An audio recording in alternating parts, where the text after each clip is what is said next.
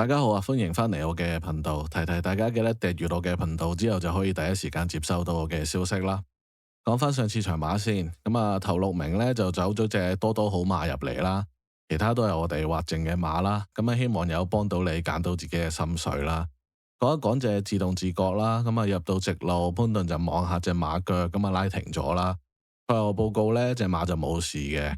潘頓啲坐騎係咁噶啦，就有好多嗰啲擔心有不妥啊，走勢欠佳啊。除非你唔買佢騎嘅馬啦，如果唔係都要有心理準備會有咁嘅狀況啦。尤其是係熱門啦。今日就揀咗2場馬同大家研究下。第2場4班1200米嘅賽事，預計會擺前面嘅馬有金鋒萬里、勇者為王、紅衣財神。步速預計呢正常嘅，狀態比較差嘅馬有2、3、6、8、10。呢啲可以劃咗佢先啦。勇者為王、幸運騎兵呢2隻馬狀態就比較突出嘅，大家可以喺劃剩嘅馬入邊揀自己嘅心水啦。我都揀咗我嘅心水俾大家參考下啦。首先係11號嘅金鋒萬里。我覺得呢隻馬呢4班呢絕對有能力贏馬嘅。上次嗰場就氣管有血啦，健康問題就影響咗佢嘅進度啦。之後呢都有照游水嘅，即係冇問題啦。3檔預計佢會走噶啦，睇下幾人安點樣控制個步速啦。然後就係1號嘅勇者為王。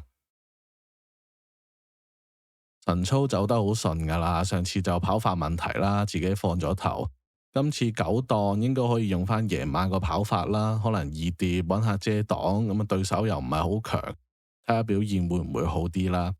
然後就係4號嘅挺秀雲里。晨操睇佢呢隻馬一定係生噶啦，但係上次場1000呢佢都肯追下噶啦。今次真情1200呢會再啱跑啲嘅。有個4檔喺呢組度揀，如果佢有賠率嘅，我自己會搏下啦。然後就係5號嘅幸運騎兵。南半球馬3歲仔，好後生啦，但係晨操睇佢呢一啲都唔似咁後生嘅，走勢幾好嘅，睇落呢就似係啲嚟得比較快嘅馬啦。啱啱睇一睇賠率呢，而家直頭大熱門添，但係始終係12檔啦，好大機會俾人頂住喺2、3碟望空咁跑啦。3、4重彩拖埋佢啦。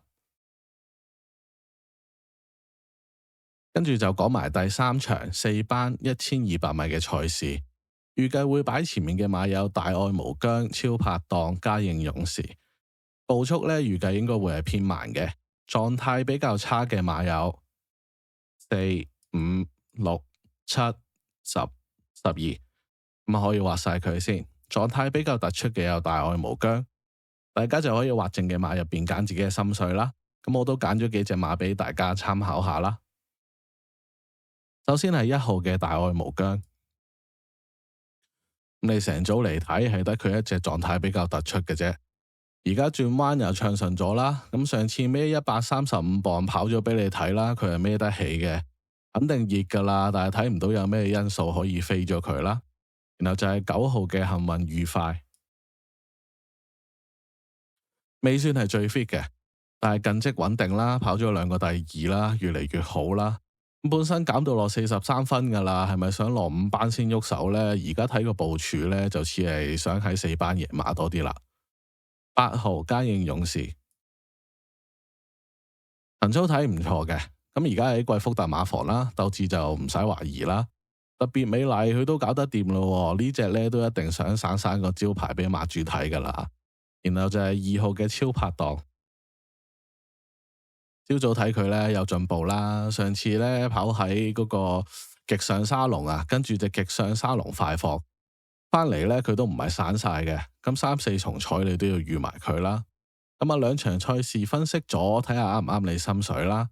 如果想知道我臨場收到咩消息到咩馬嘅朋友，就可以加入我呼風喚雨嘅群組啦。可以睇下我頻道簡介或者發信息俾我查詢翻。就下個賽馬日再見，祝大家好運。